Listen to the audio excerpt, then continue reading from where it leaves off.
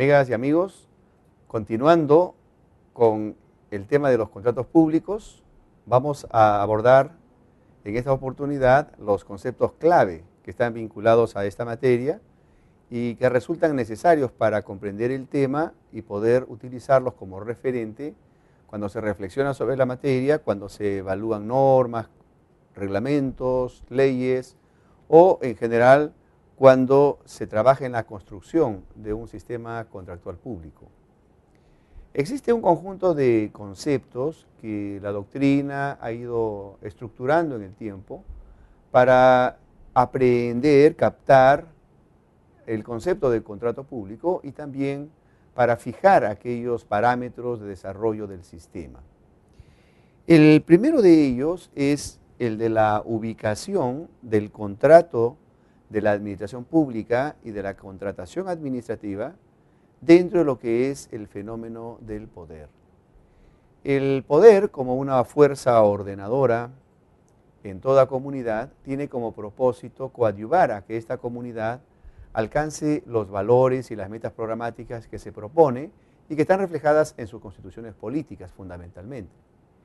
Este poder se manifiesta sobre la base de propósitos. Cuando el propósito del ejercicio del poder es emitir normas con naturaleza de ley, se pone de manifiesto la función legislativa del poder. Función legislativa que está a cargo de diversas entidades estatales, utilizando a la ley como la forma jurídica por excelencia y siguiendo los procesos legislativos. Cuando el propósito del ejercicio del poder es declarar el derecho para cerrar incertidumbres en situaciones jurídicas individuales o colectivas, estamos ante el ejercicio de la función jurisdiccional del poder, que está asignada a entidades como el Poder Judicial, a los árbitros o a los casos en que se permite que comunidades campesinas y nativas también puedan, conforme a nuestra Constitución, declarar el derecho, es decir, ejercer función jurisdiccional. Cuando el propósito del poder, y esto es lo que más nos interesa, es concretar, ahí se pone de manifiesto la función administrativa del poder, que está asignada a la administración pública como el conjunto de organismos, órganos, personas órgano, estatales o no estatales que ejercen la función administrativa del poder, y que tiene esta función administrativa del poder diversidad de manifestaciones. Una de ellas, como veremos inmediatamente, es la contratación administrativa, utilizando como instrumento al contrato público o contrato de la administración pública y siguiendo los procedimientos de contratación administrativa. Entonces, en el ámbito de la función administrativa, vamos a ubicar específicamente a la contratación administrativa como una de las manifestaciones de esta función administrativa. Por supuesto que el poder también tiene otros propósitos para su ejercicio y dan lugar a las funciones especiales del poder, como el control de constitucionalidad de las leyes, el control gubernamental, la defensa del pueblo o la función electoral. Lo cierto es que todas estas manifestaciones del poder deben manifestarse de manera coherente entre sí, con pesos y contrapesos debido, de modo tal que la integralidad del poder cumpla como resultante la finalidad última suya, que es coadyuvar a que la sociedad logre esas metas programáticas o haga realidad aquellos valores que justifican la existencia de la sociedad misma. Pues bien, focalizando nuestra atención en aquella manifestación del poder que tiene como propósito concretar, ingresamos a lo que es la función administrativa del poder. Este cuadro nos muestra el despliegue de la función administrativa del poder. Y lo abordamos desde 4 preguntas. ¿En qué consiste la función? ¿Cuál es la forma jurídica utilizada? ¿Cuál es el procedimiento seguido? ¿Y quién ejerce esta función del poder? En cuanto a lo primero, cuando nos preguntamos en qué consiste la función administrativa del poder, es decir, cuál es su esencia, consiste en concretar los fines del poder. Es decir, hacer realidad lo que se haya decidido a nivel constitucional, a nivel legislativo o a nivel jurisdiccional. Hacer realidad. Ese es el ámbito propio de la función administrativa del poder. Es decir, ejercer poder con fines de concretar, con fines de hacer realidad lo decidido en leyes, en la Constitución, etc. Se entiende que este concepto de concreción de los fines del poder en realidad involucra diversidad de maneras de ejercicio del poder con la finalidad de concretar. Es decir, hay diversidad de modos de ejercicio de la función administrativa. Pero se los ha agrupado doctrinariamente en 5 grandes bloques básicos. Existen otras agrupaciones posibles, pero hay 5 agrupaciones básicas, como son la reglamentación de las normas con naturaleza de ley o la reglamentación en general. Cuando se reglamenta, ya se está en un momento de concreción. La ley me dijo qué hacer, el reglamento me dice cómo hacer. Por lo tanto, ya estoy en un primer nivel de concreción. Por eso que la doctrina considera que siendo ya ejercicio de poder con fines de concreción, la reglamentación forma parte de la función administrativa. Es una manifestación de la función administrativa. Se utiliza para el efecto como instrumento jurídico la forma jurídica administrativa denominada el reglamento. Y se sigue en materia procedimental un procedimiento de naturaleza administrativa denominado procedimiento reglamentario. Entonces, la actividad de reglamentar, siendo ya ejercicio de función administrativa, tiene como instrumento el reglamento y se sigue para el efecto el procedimiento reglamentario. Una segunda agrupación de la función administrativa está constituida por la emisión de declaraciones de efectos jurídicos individuales, cuya figura específica es el acto administrativo, siguiendo para el efecto el procedimiento administrativo. Un caso típico en esta situación es el de las autorizaciones de funcionamiento que las municipalidades otorgan a específicas personas jurídicas o naturales. O puede ser la sanción impuesta de carácter administrativo por parte, por ejemplo, de SUNAT contra un contribuyente por alguna infracción que habría cometido. Es decir, son declaraciones de efectos que recaen en personas específicas, sean naturales o jurídicas. Esto es típico contenido de lo que se conoce como el acto administrativo y se rige por la normativa de los procedimientos administrativos. Una tercera agrupación de manifestaciones de la función administrativa está constituida por las decisiones y acciones con miras a que las entidades públicas se organicen internamente. Todos sabemos que las entidades públicas toman un conjunto de decisiones y realizan acciones con miras a organizarse internamente. Y eso se despliega en actividades como la planificación, el presupuesto, la contabilidad, la tesorería, el abastecimiento personal, sistemas, etc. Lo que conocemos como los sistemas administrativos. Pues bien, cada una de estas manifestaciones de organización interna de las entidades tiene como figura genérica el acto de administración interna. Y para cada uno de los actos de administración interna se siguen procedimientos de naturaleza administrativa denominados procedimientos de administración interna en los diferentes sistemas administrativos. Así habrá procedimientos de planificación, procedimientos de presupuesto, de contabilidad, tesorería, abastecimiento, etc.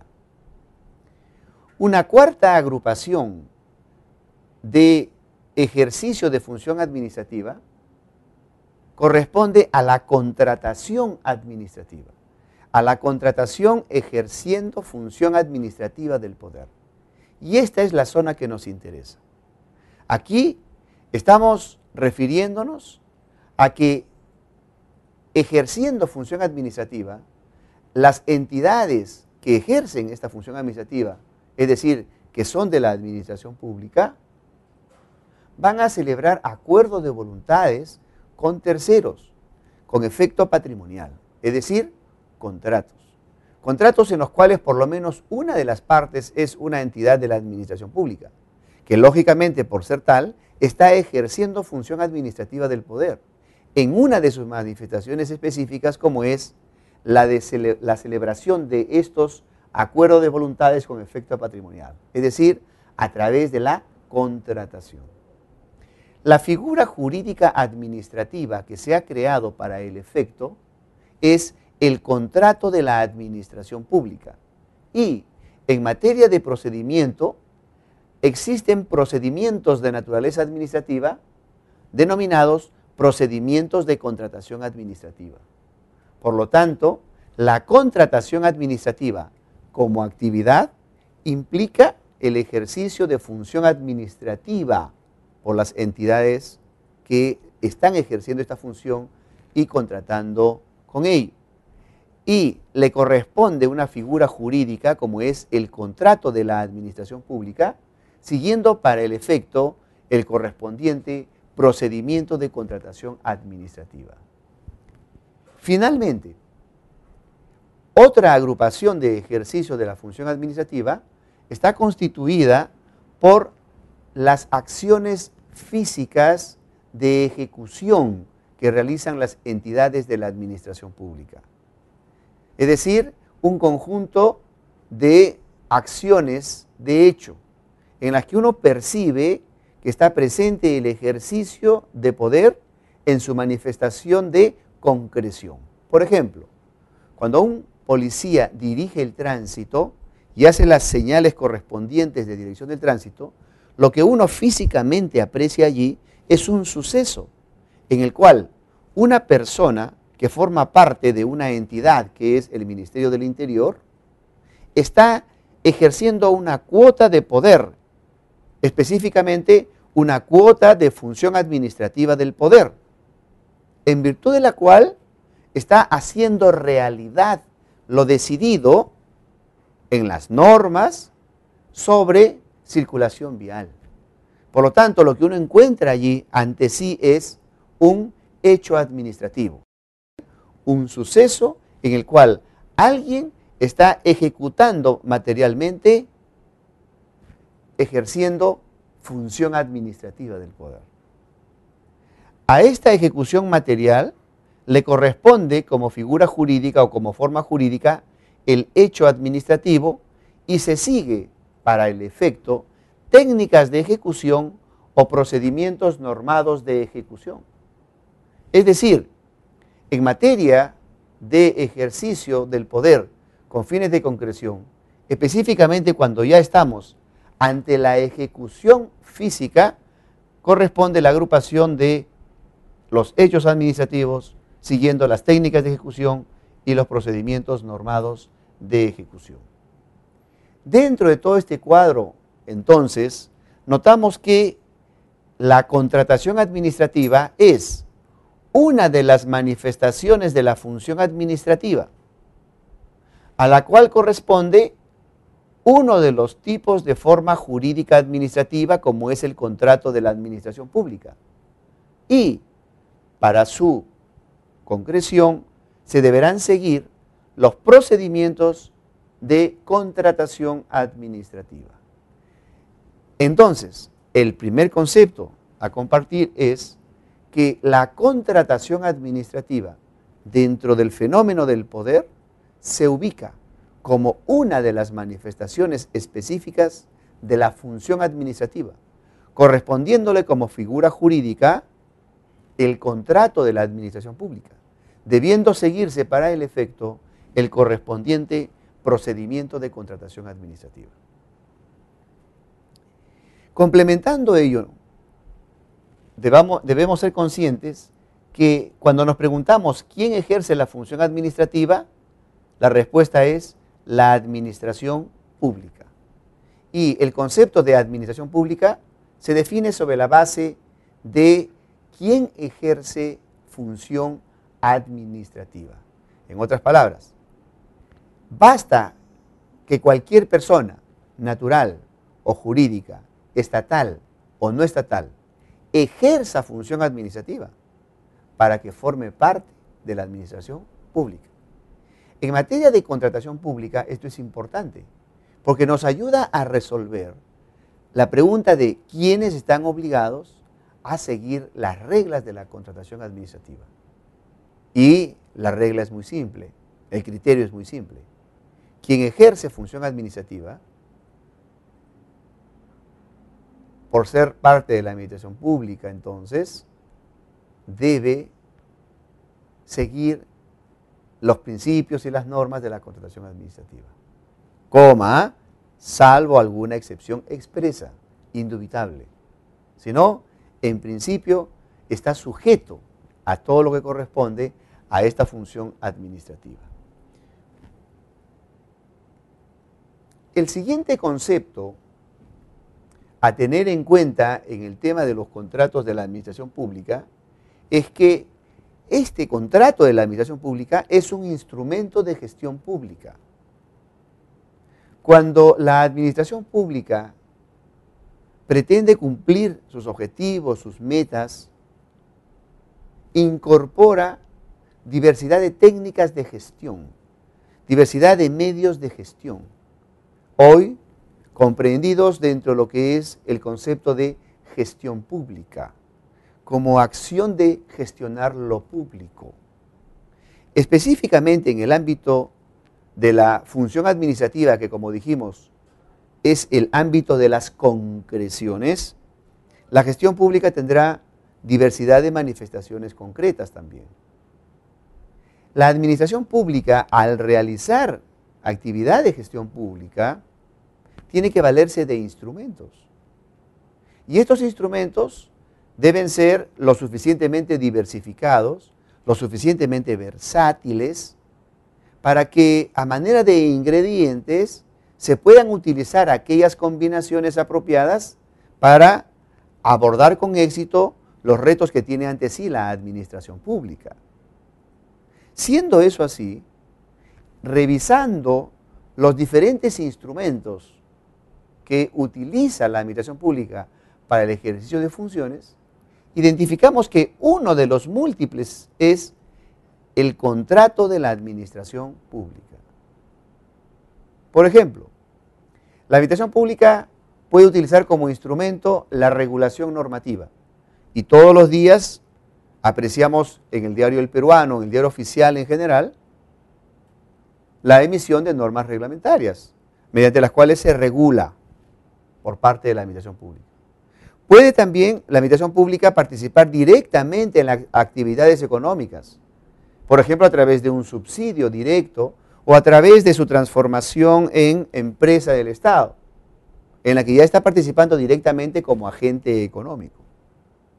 O puede utilizar medios como la aplicación de sus presupuestos con medios suyos, es decir, con medios propios, lo que se conoce genéricamente como la administración directa, también es otro instrumento. Pero hay otro instrumento que es el de recibir la colaboración de terceros, con los cuales la entidad pública se vincula.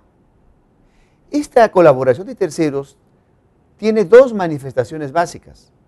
La primera es la de los convenios y la segunda es la de los contratos. En el caso de los convenios, es un aporte en paralelo entre una entidad pública y una persona privada o dos entidades públicas. Pero cada una aporta algo sobre la base de un propósito que les es común. Por ejemplo, un ministerio necesita organizar una conferencia sobre algún tema de interés y existe un centro de investigación privado que tiene también la misma temática de interés. Pueden acordar, por ejemplo, que el ministerio aporta el local, el auditorio, los implementos de apoyo y que el centro de investigación privado aporta los expositores. En ese caso están haciendo un trabajo en paralelo. Si hay un acuerdo entre ellos para hacer esa actividad, eso califica como convenio, caracterizado fundamentalmente porque ni el ministerio, en nuestro ejemplo, le pagará nada al centro de investigación, ni el centro de investigación le pagará nada al ministerio, sino cada cual aporta en paralelo. Ese es el convenio. Y la otra figura de la colaboración de terceros con la administración es ya la del contrato. Aquí ya hay un acuerdo de voluntades con el propósito de crear, regular, modificar o extinguir una relación jurídica patrimonial. Es decir, ya calza esa operación dentro del concepto general de contrato, con la característica que por lo menos una de las partes que lo celebra es una entidad de la administración pública que lógicamente está ejerciendo función administrativa del poder. Entonces, la figura del contrato se va a ubicar dentro de lo que es la gestión pública como un instrumento para la gestión pública. Y este instrumento, lógicamente, debe ser lo suficientemente versátil, debe estar lo suficientemente actualizado para que efectivamente sirva al mejor ejercicio de la gestión pública. En tal sentido, es normal y es conveniente que se esté remozando periódicamente el sistema contractual público, de modo que siempre esté en condiciones de ser un medio adecuado, apropiado, pertinente, oportuno, eficiente, eficaz, para el mejor cumplimiento de los fines de la administración pública. Por lo tanto, en lo que se refiere a este concepto, es fundamental entender que el contrato de la administración pública es un instrumento de gestión pública y que tienen que estar este régimen normativo, los medios operativos y las prácticas de contratación en condiciones tales que acompañen con éxito y faciliten la gestión pública.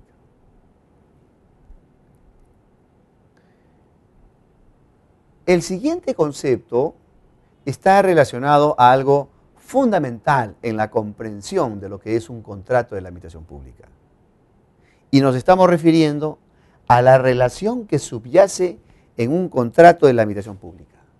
Esto responde a la pregunta, ¿qué es lo que vincula un contrato de la administración pública? ¿Por qué es trascendente este concepto? Porque según lo que se defina que está vinculado en un contrato de la administración pública, servirá de punto de referencia para desplegar el régimen contractual. Según la manera como entendamos que se da ese vínculo sustantivo en un contrato de la administración pública, lo demás únicamente será un despliegue de ese concepto, por supuesto que relacionado a un medio determinado, a una situación determinada. Pero el concepto esencial es clave en esta materia. Por lo tanto, resulta conveniente darle vueltas al tema. ¿Y cómo hacemos esto? En primer lugar, ubiquemos los modelos de contrato que existen. En el orden jurídico, y este cuadro representa simbólicamente al orden jurídico como el conjunto de principios y de normas que regulan en una comunidad, nosotros encontramos tres grandes zonas. La zona del derecho privado, la zona del derecho privado, la zona del derecho social y la zona del derecho público. Tres zonas. En las tres zonas hay contratos. Por lo tanto, habrán contratos privados, contratos de derecho social y contratos públicos o también conocidos como contratos de la administración pública.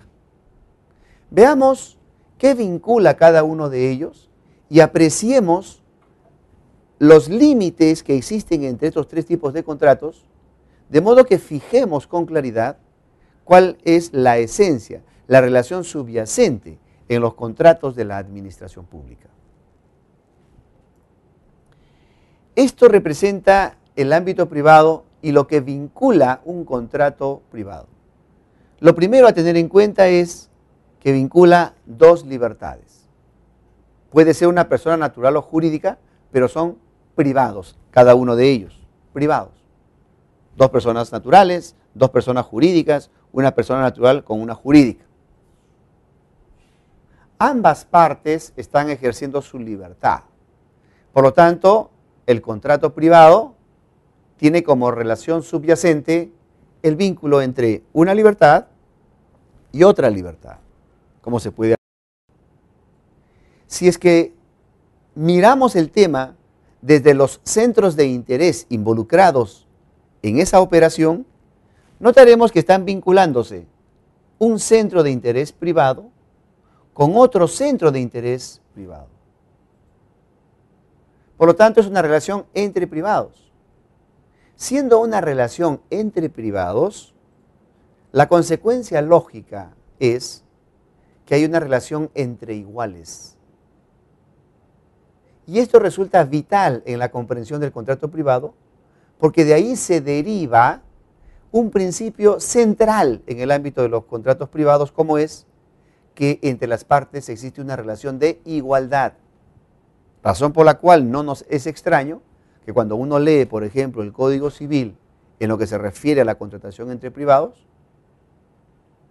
tanto para la parte preparatoria del contrato, como para la parte ya del perfeccionamiento del contrato, o para la parte de ejecución contractual, el común denominador en todas las normas y principios allí establecidos harán prevalecer siempre la igualdad entre las partes.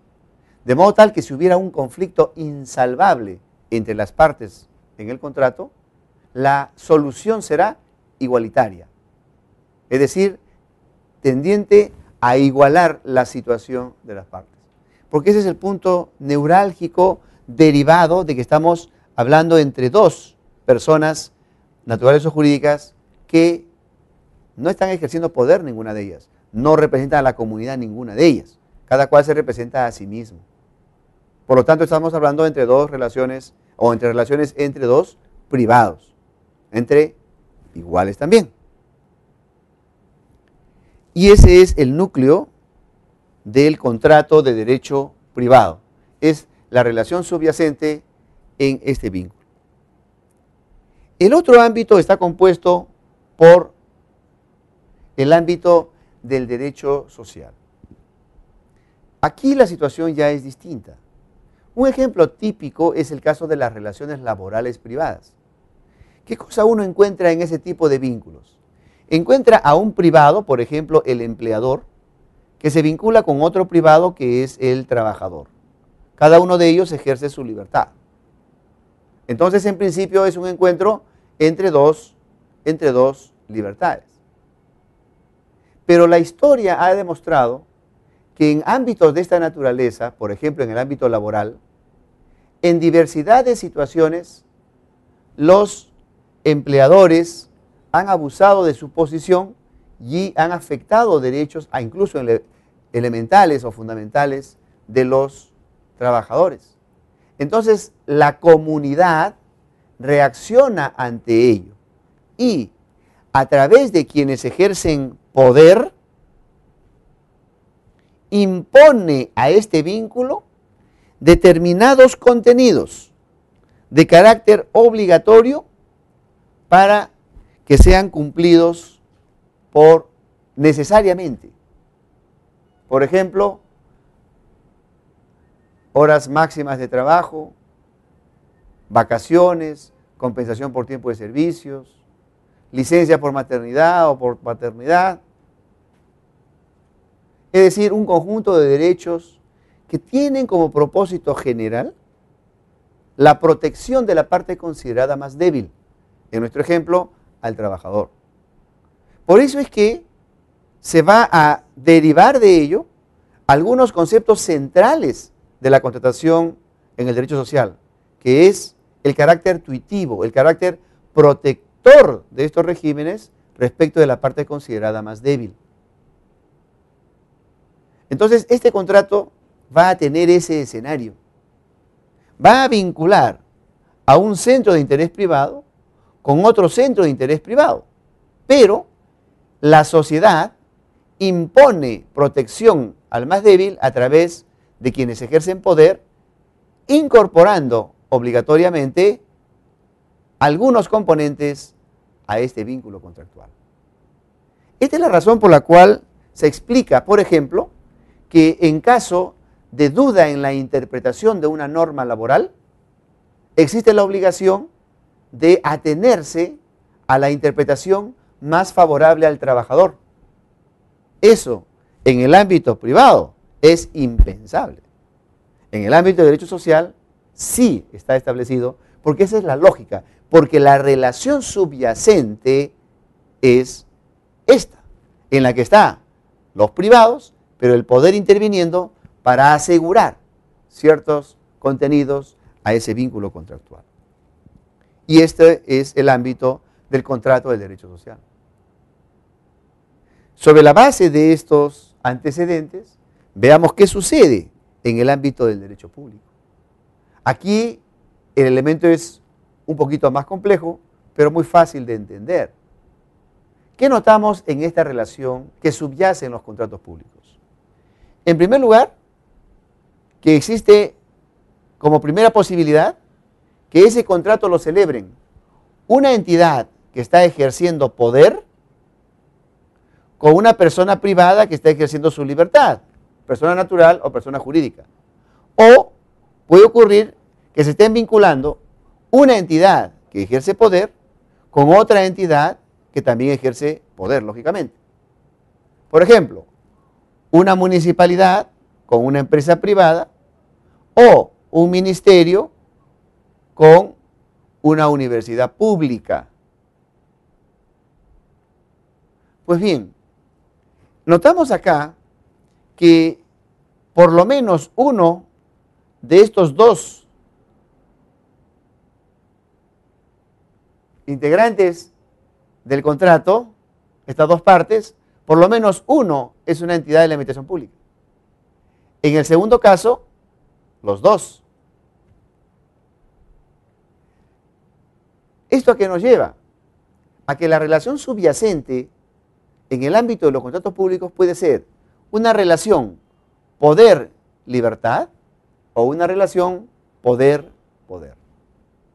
Si lo vemos desde el ámbito de los centros de interés, en tanto las entidades públicas representan al interés colectivo, entonces hay un centro de interés colectivo que se vincula con un privado que tiene un centro de interés privado. O puede ocurrir que una entidad pública que implica un centro de interés colectivo se vincula con otra entidad pública que también representa un centro de interés colectivo. Y esto tiene consecuencias muy importantes. Por ejemplo, si nos centramos en la primera relación entre una entidad pública y un privado y nos preguntásemos si hubiera una situación insalvable entre el interés colectivo y el interés privado, en cualquier lugar del mundo, incluido el nuestro, parte de nuestra cultura universal es que prevalece el interés colectivo. Y eso está presente dentro de lo que son los principios que inspiran a la contratación pública también. En consecuencia, la lógica es completamente distinta. Y tiene una lógica peculiar. Y esa es la esencia del contrato público. Por lo tanto, el contrato público se va a definir como esta relación poder-libertad o poder-poder, o centro de interés colectivo con centro de interés privado, o centro de interés colectivo con centro de interés colectivo. Algo muy importante en esta materia es que tanto el contrato privado como el contrato de derecho social o el contrato de la administración pública tienen que ser beneficiosos para las partes que lo celebran. Nadie en su sano juicio celebra un contrato con ánimo de perder. No, alguien quiere siempre ganar cuando contrata y ganas algo. Entonces la relación tiene que ser una relación gana-gana en todos los casos. En el ámbito privado, los privados quieren ganar. En el ámbito del derecho social, los que celebran, el empleador y el trabajador, por ejemplo, quieren ganar. Y en el ámbito público igual. El proveedor y la entidad pública quieren ganar, o las entidades públicas que contratan también. En el ámbito público, por ejemplo, la entidad administrativa que contrata quiere cumplir sus fines. sus metas, sus objetivos. El privado normalmente querrá aprovechar una oportunidad de negocio de manera legítima. Y en el caso de las entidades públicas también. Ambas quieren cumplir sus objetivos. Entonces, hay una línea de equilibrio en los tres casos. Hay una línea en que los tres contratos deben mostrarnos que se produce ese equilibrio entre las partes que celebran el contrato. Vamos a trazar de manera figurativa la línea de equilibrio en cada uno de estos contratos. Y para eso nos sirve el siguiente gráfico. Aquí tenemos a la contratación privada. Apreciemos cómo se define la línea de equilibrio en el contrato de derecho privado. Una línea que divide por igual la relación, porque todo va en plano de igualdad. En el ámbito del derecho social, como tiene un carácter protector de la parte considerada más débil, pero con una protección razonable para no hacer que la otra parte pierda, la zona de equilibrio se dibuja de esta manera. Es decir, va a haber una inclinación favorable a la parte considerada más débil. En lo demás será igualitario. Cumplimiento de tus obligaciones, etc. Pero en caso de duda, por ejemplo, se está a lo que es más favorable al trabajador. Entonces la línea de equilibrio se dibuja de otra manera. En el ámbito público,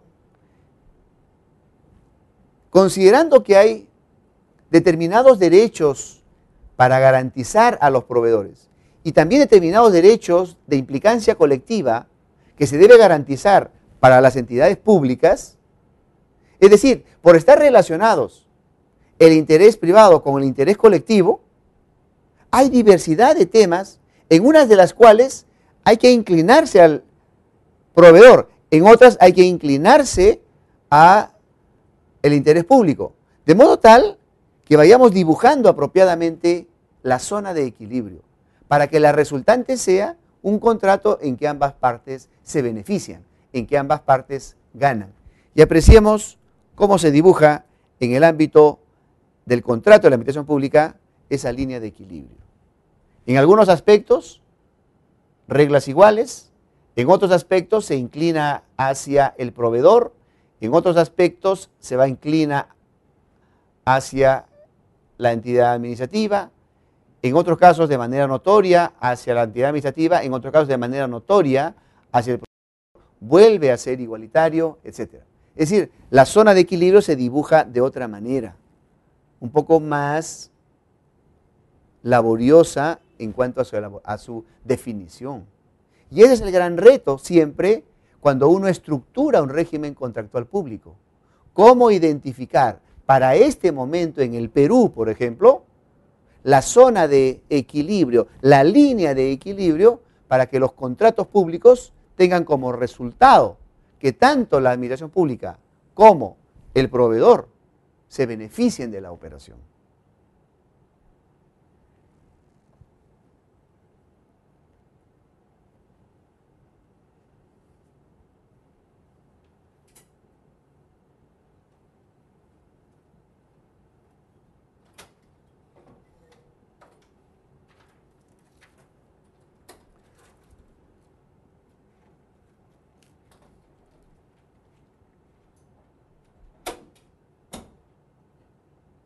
¿Sigo? Una pregunta. Le ibas a cortar, ¿no? Esto se mueve a veces. ¿No hay problema? No, ya.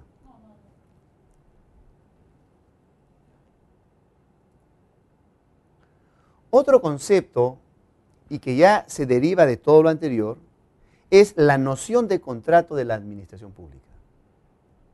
Esta noción de contrato de la administración pública, que siempre debe tener como fundamento aquellos conceptos previos de que hemos hablado,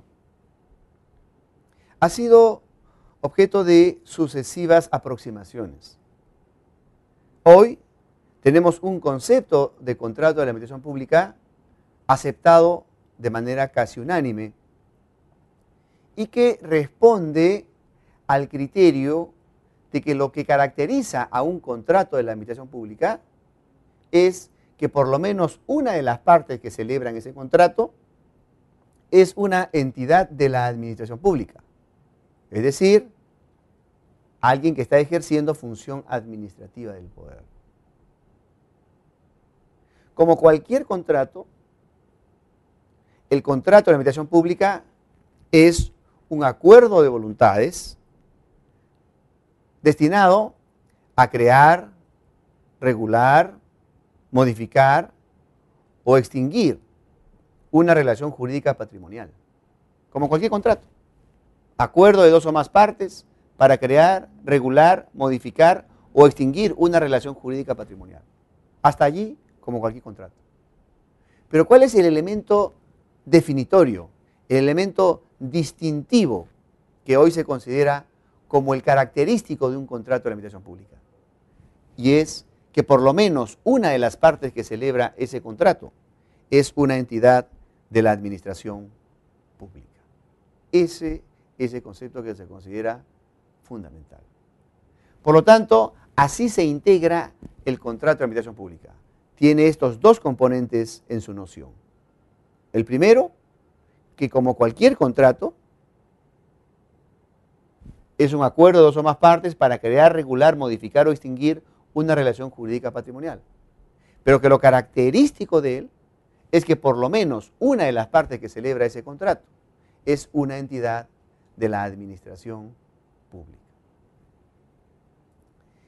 Lógicamente que este concepto, y es necesario explicarlo, es la alternativa que ha surgido ante la clásica concepción mayoritaria de lo que era un contrato de la administración pública, en el que se decía, se sostenía, o respecto del cual se sostenía, que lo característico era que el Estado, celebrante de ese contrato, siempre tenía prerrogativas especiales a su favor que las podía utilizar para modificar o resolver el contrato de manera unilateral sin responsabilidad alguna. Eso durante muchos años constituyó el concepto más aceptado. Sin embargo, la práctica nos fue demostrando que el Estado, en su política estructurada para hacer atractiva la celebración de contratos con él, en unos casos necesita que los contratos que celebre con terceros se rijan por normas en las que él mantiene ciertas prerrogativas que lo pueden llevar a resolver o modificar el contrato unilateralmente sin responsabilidad para él. Pero también que, por ejemplo, cuando hay que atraer inversiones, el Estado se pueda someter a reglas en sus contratos de la administración pública que no le dan atribuciones especiales a su favor. Y en otro tipo de contratos los tiene en determinadas circunstancias y en otras no tiene esas prerrogativas especiales. Entonces ya no puede ser el elemento característico el que tenga prerrogativas especiales a su favor siempre, porque eso depende de la política normativa. Y en unos casos lo tiene, en otros no, y en otros en determinados supuestos. Por lo tanto, ya no puede ser la característica esencial.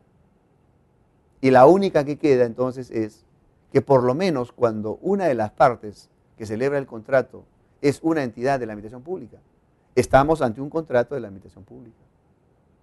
Esto es especialmente importante porque, por ejemplo, cuando una persona privada está celebrando un contrato y su contraparte es el Estado, esta persona privada debe ser consciente que está vinculando su libertad con el poder y que la formación de la voluntad de quienes ejercen poder, lo más probable, y como en efecto sucede, se rija por normas de orden público, con pautas prefijadas. Y en consecuencia deberán cumplirse porque normalmente esas pautas son de orden público, es decir, que si no se cumplen invalidan la operación. En tal sentido, resulta especialmente importante esta segunda parte del concepto, porque nos abre la puerta a un conjunto de reglas en las que hay que tener en cuenta que están celebrando el contrato una entidad pública ejerciendo consecuentemente poder con una persona privada o dos entidades públicas. Para apreciar un poco mejor este concepto en cuanto a su sustento, volvamos a este cuadro y démonos cuenta cómo opera ello. Hemos identificado el ámbito de la contratación administrativa y notamos lo siguiente, que tanto en el ámbito privado hay contrato, que en el ámbito del derecho social hay contrato y que en el ámbito público también hay contrato. Entonces hay una figura genérica contrato que está presente en los tres. Y a eso se refiere la primera parte de la definición. Acuerdo de dos o más partes para crear, regular, modificar o extinguir una relación jurídica patrimonial. Pero apreciamos ya en el ámbito de la contratación administrativa estas dos posibles relaciones. Una entidad pública con un privado o una entidad pública con otra entidad pública. ¿Cuál es la constante? Que por lo menos una de las partes que celebran estos tipos de contratos, por lo menos una de las partes es una entidad de la administración pública. Si nosotros integramos los dos componentes, tenemos que el contrato de la administración pública, como cualquier contrato, es un acuerdo de dos o más partes para crear, regular, modificar o extinguir una relación jurídica patrimonial. Pero como elemento característico, que por lo menos una de las partes que lo celebra es una entidad de la administración pública. Y ese es el sustento de este concepto que hemos señalado.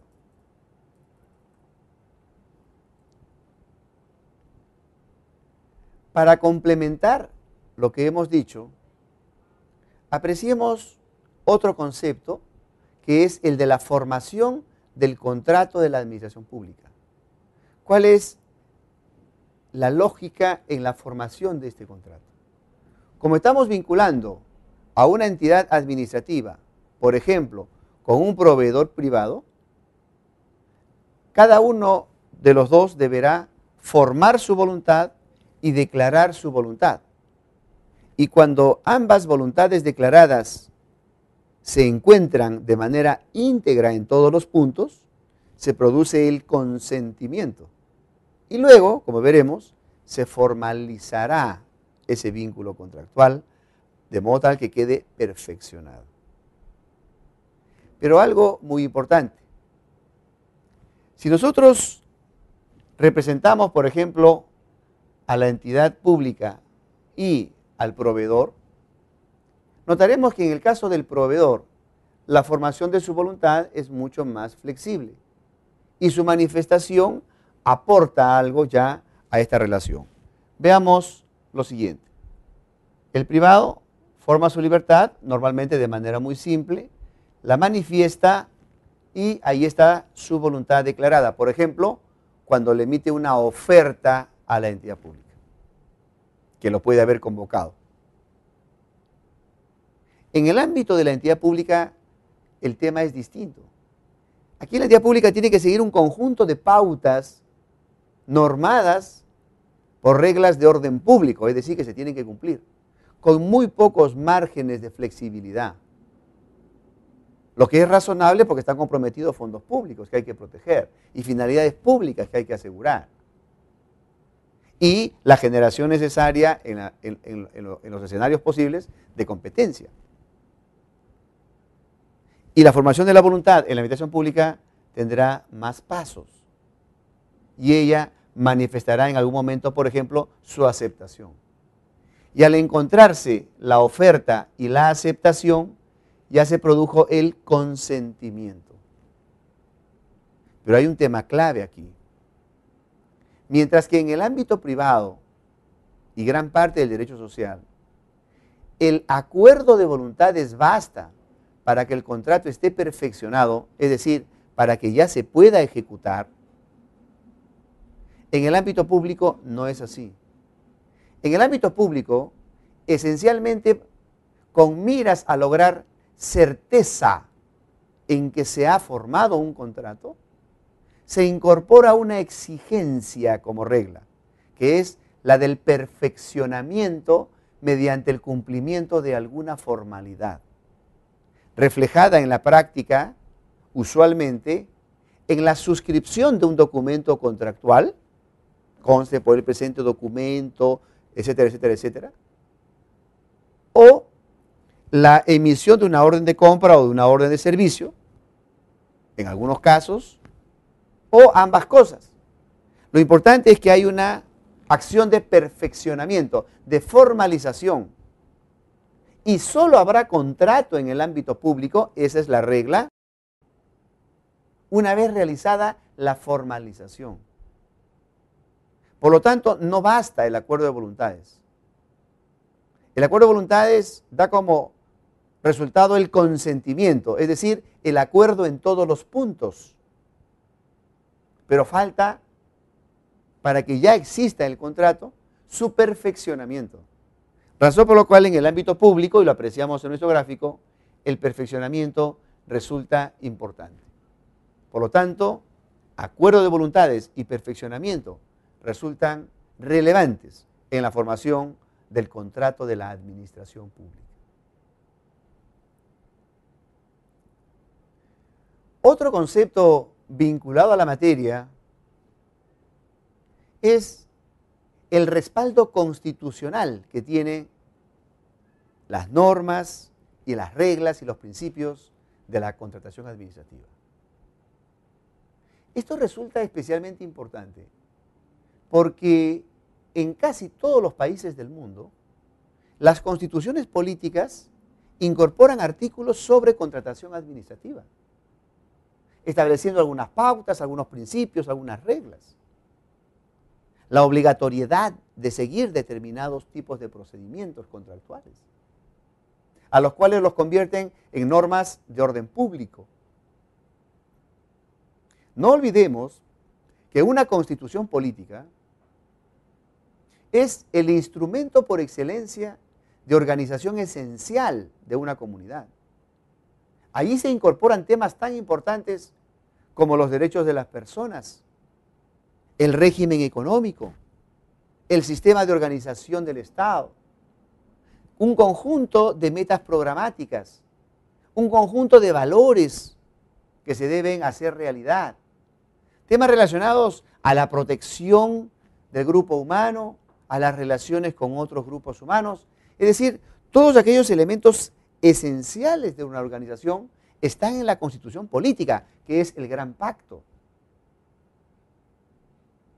Si incorporamos, como en efecto se hace, artículos sobre contratación administrativa en la Constitución política, la lógica consecuencia es que para los constituyentes, para quienes elaboraron la Constitución, era un tema especialmente importante, que merece estar recogido, regulado, también en el ámbito constitucional.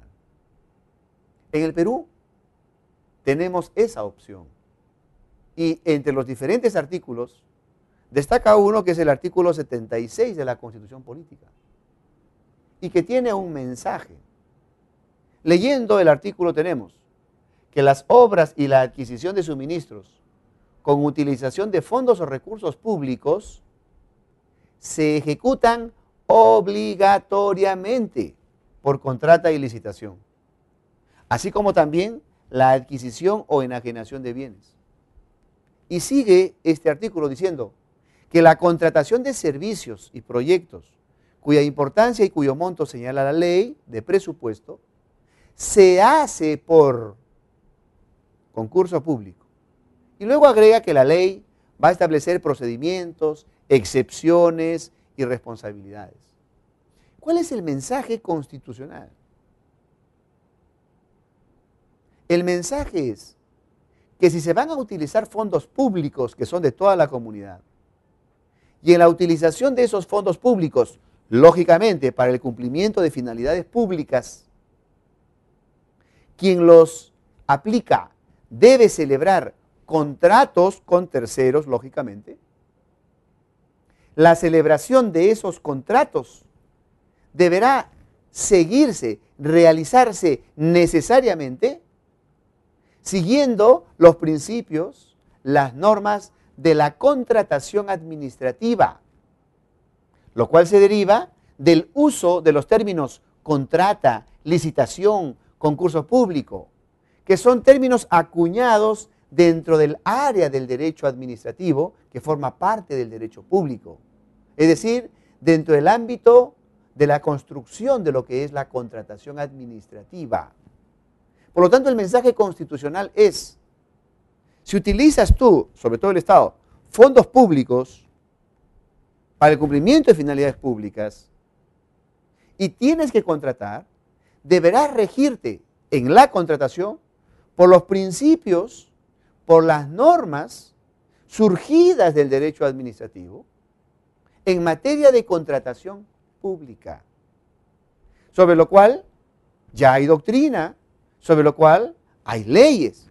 Y la misma Constitución te dice que habrá ley sobre la materia, que te puede establecer algunas excepciones, pero que no las puedes convertir en la regla. Y te asignará las responsabilidades respectivas. En consecuencia, hay un respaldo constitucional en la construcción del régimen de contratación pública y al régimen mismo. Lo que es más, como la norma dice, se ejecutan obligatoriamente, se hace por, indubitablemente estamos ante mandatos provenientes de la Constitución política. Y cuando la Constitución política establece un mandato, el principio es interpretarlo como una norma de orden público, es decir, como una norma que necesariamente debe ser cumplida, y si no se hiciera, lo que se realice será inválido, y absolutamente inválido como regla. Por lo tanto, la legislación derivada de la Constitución, la reglamentación derivada de ello, tiene el paraguas del carácter obligatorio en su cumplimiento derivado de la Constitución política. Es decir, la ley de contrataciones, por ejemplo, su reglamento, son normas de orden público, están respaldadas por la Constitución política. Lo cual explica que cuando en el ámbito administrativo uno debe contratar, siempre debe tener su norma muy cerca, muy presente, porque le irá señalando que está desarrollando la contratación conforme a la Constitución, a las leyes, a los reglamentos, a los principios. Porque cualquier incumplimiento, en principio, implica que lo que se ha realizado es absolutamente inválido. Por excepción, se puede establecer algunas zonas flexibles, como que las hay, pero no son la regla. Ese es el razonamiento que deriva de la Constitución política y que debe tenerse en cuenta en esta construcción de nuestro régimen contractual. No estamos ante contratación privada, donde ahí la libertad de las partes prevalece y por lo tanto las pautas de contratación son prácticamente libres, abiertas. Acá en el ámbito público no es así. Hay pautas distintas y eso es lo que tiene que ser consciente quien contrata en el ámbito público. Una consecuencia complementaria a esto es que desde la Constitución se hace una delimitación, una distinción. Por aquí va la contratación privada, por aquí va la contratación pública. Por supuesto que también la del derecho social tiene su ruta, pero está delimitando zonas. Y eso es también otro elemento importante en este artículo constitucional. Derivado de esto último que acabo de señalar, es conveniente mostrar aquellos aspectos en que se intersectan y aquellos aspectos en que se diferencian dos tipos de contratación muy usuales: la contratación privada y la contratación pública. Solamente con fines ilustrativos para apreciar algo de lo que hemos venido desarrollando de una manera más amplia. Por ejemplo, si nos referimos al concepto de contrato, el concepto genérico contrato, como acuerdo de dos o más partes para crear, modificar, regular o extinguir una relación jurídica patrimonial, está presente tanto en el ámbito del contrato privado como en el ámbito del contrato público. Pero el matiz de diferencia estriba en que en el ámbito del contrato público se incorpora como elemento característico que por lo menos una de las partes que celebra ese contrato es una entidad de la administración pública. El concepto de acuerdo de dos o más partes para crear, regular, modificar o extinguir una relación jurídica patrimonial es suficiente para satisfacer el requerimiento conceptual del contrato privado. Para satisfacer el requerimiento conceptual en el ámbito público, hay que agregar a ese factor el de que por lo menos una de las partes es una entidad de la administración pública. Por lo tanto, en materia conceptual, respecto de lo que es la noción de contrato, el contrato privado y el contrato público se intersectan. Se intersectan. Pero en el ámbito público, la característica de que por lo menos una de las partes es la administración pública denota el matiz relevante, por supuesto, que diferencia ambos tipos de contrato.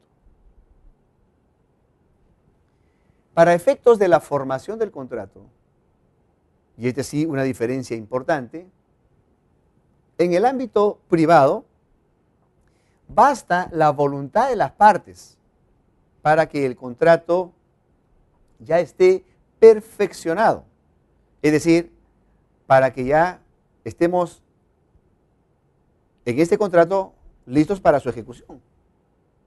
Eso en el ámbito privado. El procedimiento de contratación, las formas, es absolutamente libre. En el ámbito público no es así. En el ámbito público, por mandato constitucional y seguido esto y desarrollado por las leyes y los reglamentos, la lógica es distinta. En el ámbito público, para la formación de la voluntad de la administración pública, hay que seguir pautas reguladas por normas de orden público, absolutamente obligatorias. Y como se trata de proteger fondos públicos y asegurar el cumplimiento de finalidades públicas, lo usual en todos los países del mundo es que se establezcan procedimientos con los pasos que se deben seguir, pero que necesariamente se deben seguir, porque si no se cumplieran, lo que se haga es inválido. Por eso es que el margen de negociación es muy limitado, casi inexistente en el ámbito público. Por eso es que las pautas, el procedimiento, deben seguirse necesariamente bajo la sanción de nulidad. Con lo cual se reafirma lo que señalé hace unos minutos, de que si tú vas a contratar en el ámbito público, tienes que tener tu legislación a la mano siempre, o próxima a ti siempre, asegurándote que cada paso esté respaldado en las normas, en los principios que por lo general están establecidos. Otro factor de comparación entre ambos es que cuando las partes determinan el contenido del contrato, si estamos en un contrato privado, las partes son absolutamente libres para definir ese contenido. Negocian libremente. No hay ningún riesgo. En cambio, en el ámbito público no es así. En el caso del ámbito público, hay una regla que se ha establecido y todavía no ha variado, casi desde los orígenes del contrato público.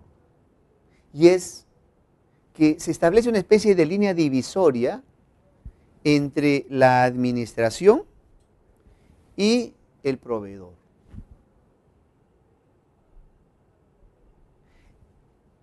Y se opera de la siguiente manera. la administración, en un primer periodo, ella unilateralmente determina lo que necesita, fija las características de los bienes que necesita, de los servicios que necesita, de las obras que se pretende ejecutar. Ella lo fija. Fija y determina el valor referencial, es decir, el monto que está dispuesta a pagar por la operación.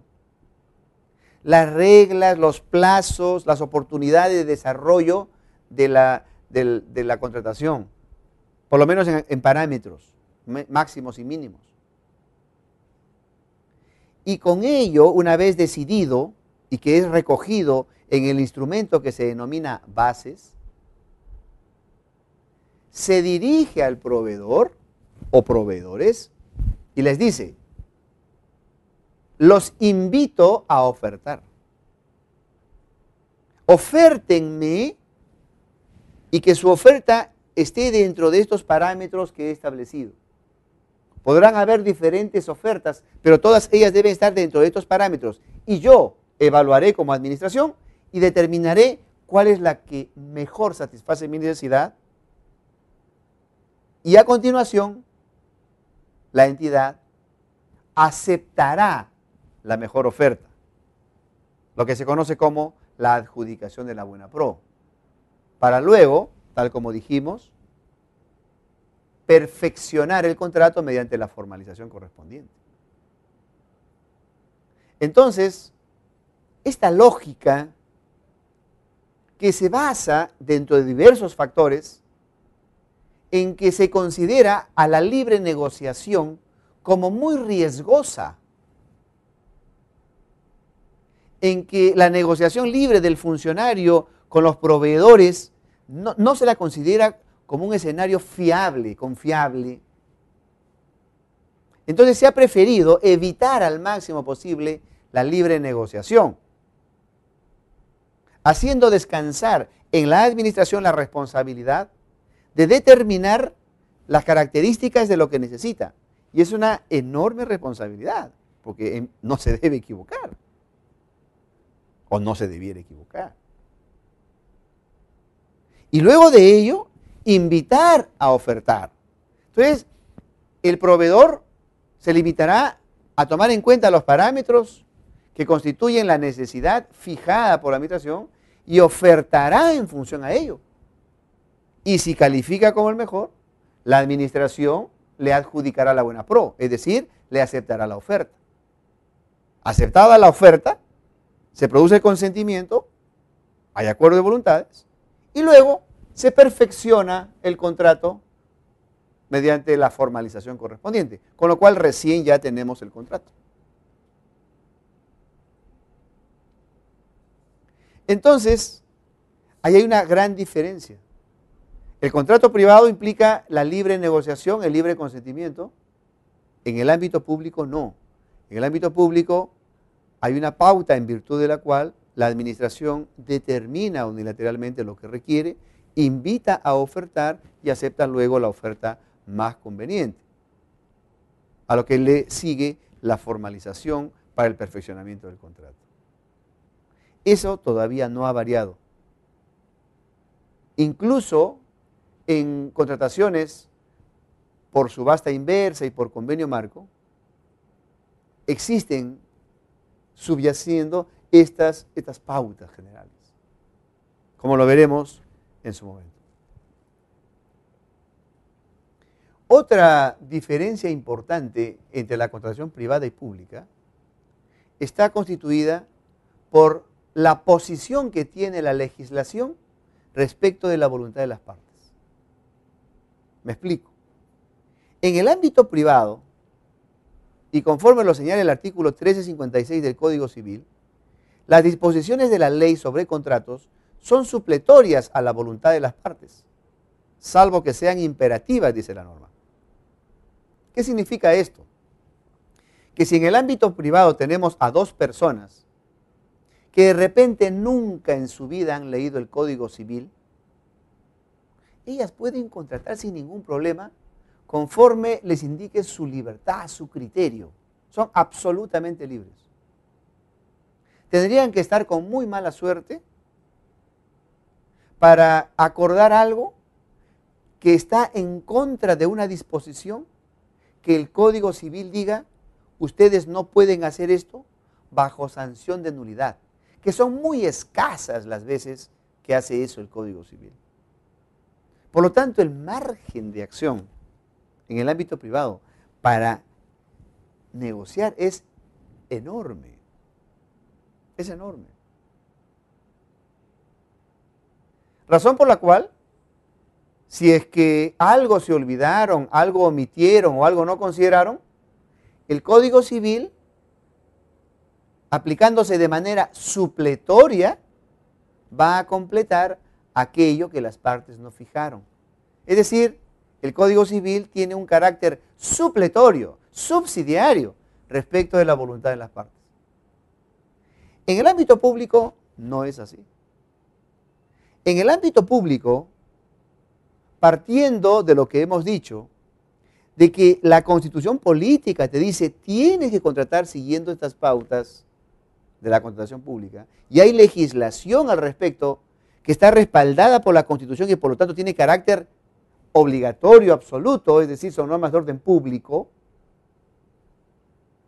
y sabiendo que si yo no cumplo alguna de esas pautas establecidas, lo que se haga es inválido, entonces significa que la normativa es de aplicación directa en el procedimiento de formación del contrato e incluso también en fases de su ejecución. Por lo tanto, es inevitable que quien opera en el ámbito público deba estar permanentemente verificando que lo que va a hacer, que lo que está haciendo, se encuentra enmarcado por la legislación y la reglamentación. Porque de no estarlo, lo que haya hecho es inválido. Y razón por la cual también nunca debemos temer, y más bien sí debemos entender las modificaciones periódicas de la legislación de contrataciones. Porque son adecuaciones a nuevos escenarios o a cambios en el escenario o a la necesidad de perfeccionar una normativa que es de aplicación directa mientras se contrata. Entonces, se explica por ello que en el ámbito de los contratos públicos debamos tener mucho cuidado de conocer muy bien las normas. Gran parte de las situaciones difíciles de la contratación administrativa se debe a desconocimiento y a falta de entrenamiento. Por eso es que muchas veces por temas muy simples, procesos contractuales quedan anulados, invalidados. ¿Debido a qué? A que al momento de operar no se tuvo en cuenta determinado aspecto de la ley o del reglamento, por ejemplo. Y como son normas de orden público, lo que se haya hecho es inválido. Entonces, cuando uno ingresa al ámbito de los contratos públicos, tiene que ser consciente de esta peculiaridad, que debe estar permanentemente capacitándose y actualizándose en la materia. Hasta aquí los conceptos claves relacionados con el contrato público